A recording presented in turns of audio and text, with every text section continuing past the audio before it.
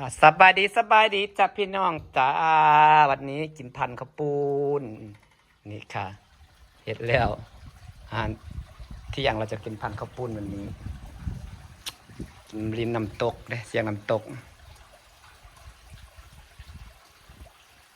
บ่ค่อยหิวปานใดดอกก็สิมานั่งวิวกินน้ำตกเนาะซื้อผักมาแต่มื้อนั้นกิน2 มื้อยังบ่เบิดจังเห็นบ่น้ำก็หลายเด้อพี่น้องน้ำก็หลายแล้วนี่น้ำมาเป็นบาทด้วยน้ำมันแพง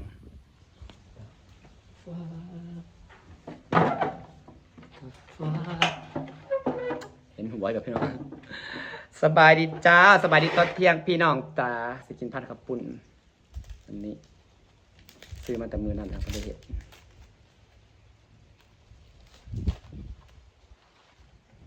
บ่ค่อยอยู่ปานใดแล้วนี่ก็เศร้ากินยาอ้วนแล้วกินข้าวบ่แซ่บ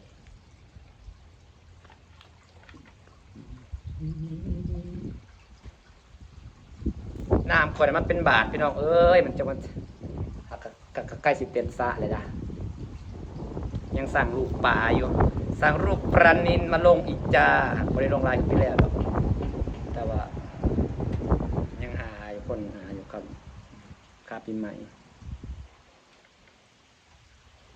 มาจากกินข้าวปุ้นนี่ก็สั่งมาจากไทยนะครับ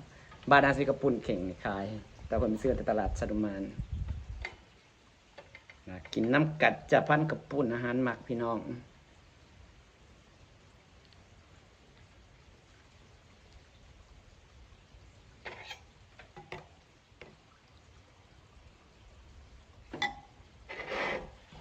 มา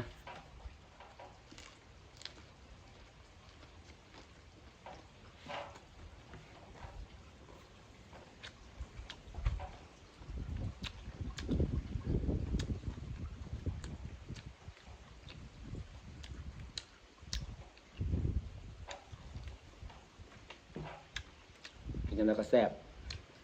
น้ำหมักตักน้ำไป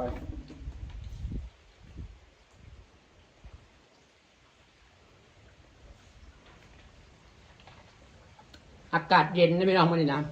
เป็นลมๆเป็นเย็นๆไปดังมาบ้านสิเย็น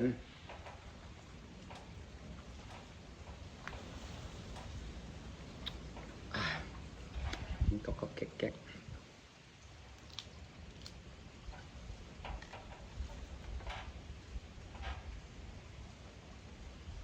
อากาศดีจริงเย็นหนาวเสเดือน3มันสิหนาวเสเดือน3จ้า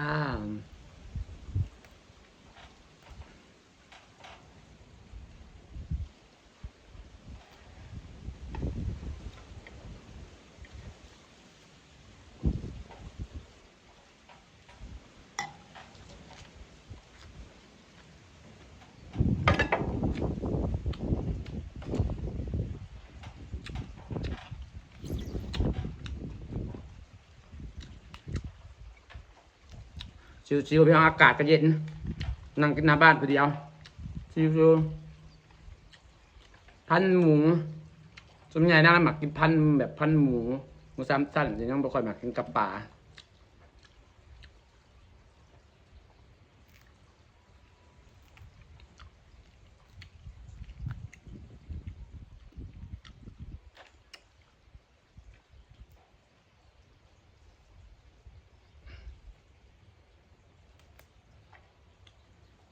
บ้านกับแคมทางได้หักเงียบเพราะว่ารถเส้นนี้มันสิบ่ค่อยหลายนะ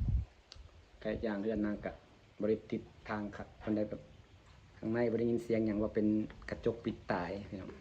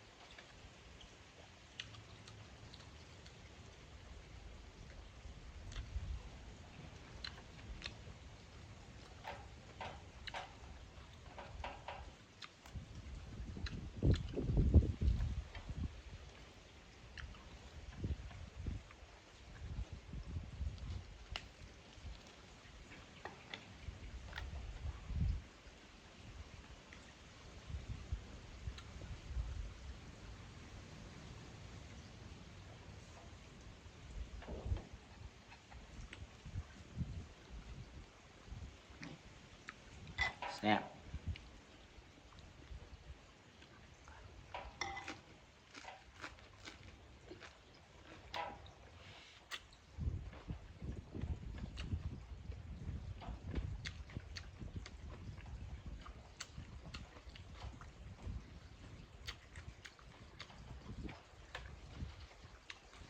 พักก็อ่อนอากาศเป็นเย็นแซ่บพี่น้อง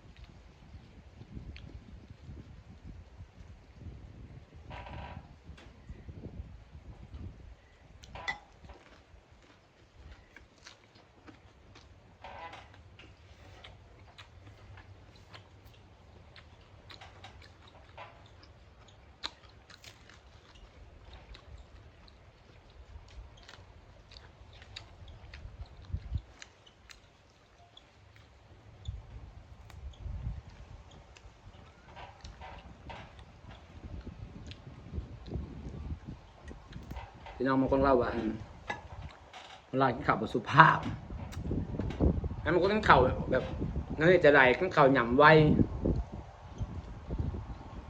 ในเวลาก็คือน้ำจะปวนยากไปน้องสิ้นนั่นนี่จะหยอดจังใดเนาะ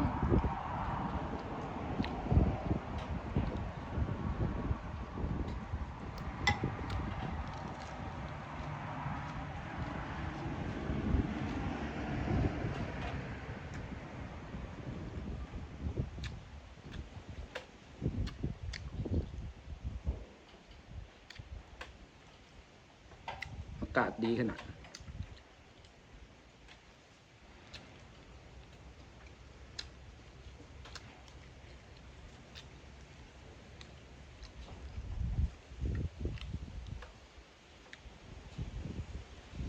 หนาว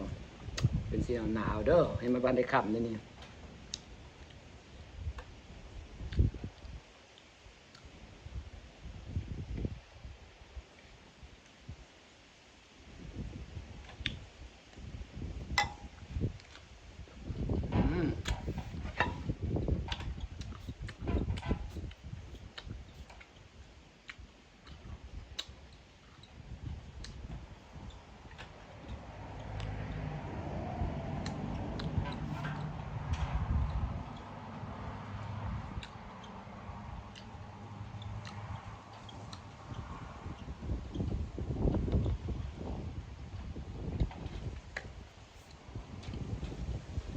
พี่น้องก็มาตักทายต่อบรรยากาศซ้ำนี่ก่อนนะพี่น้องกินคำใหญ่ๆก่อนโอเคจะไม่บายขอบคุณทุกคนยังติดตามเด้อพระเจ้าไปบุญ